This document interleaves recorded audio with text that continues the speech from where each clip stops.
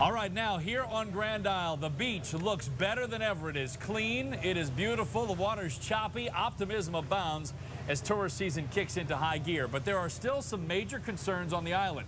Shrimp and crab fishermen are still struggling, and there is an underlying fear that more oil will surface. BP crews continue to clean up occasional tar balls along the shoreline of Grand Isle. And across Barataria Bay from Grand Isle, just to the northeast of the island, oil is visible in the marshes of Bay Jimmy. Old Boom bobs in the water, helpless against the choppy seas that continue to push oil inland. Reminders that a problem still exists.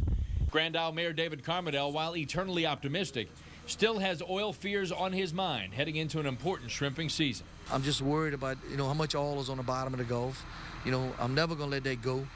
When it's going to get rough, maybe when storm season is going to come, the Gulf's going to get real rough. Is it going to push more tar balls?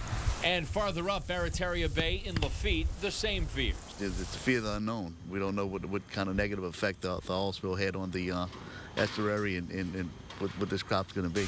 Those concerns are shared by Dean Blanchard, the owner of a seafood business on the island that bears his name. From the start, Blanchard has been a vocal critic of BP and the entire cleanup effort. What I think is going to happen is that oil is going to come back up, with the heat when it gets hotter. That's what I'm worried about. And that would be the worst case scenario for you all. That'd be the worst case scenario. So while those responsible for keeping the beach oil-free say one thing, it won't be long before you won't find any at all. It's clear people on the island still have not totally bought into the company line.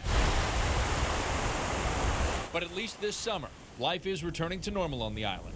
And for the island's youngest residents, the children, the lack of oil means getting back what is theirs, their lives, their beach. Now they know what direction they're going in and what's happening and how much help they've gotten and possibly how much help they can get yet, whereas last year they were just in a fog. And we'll talk live with business owner Dean Blanchard, who you saw in that story, coming up a little later.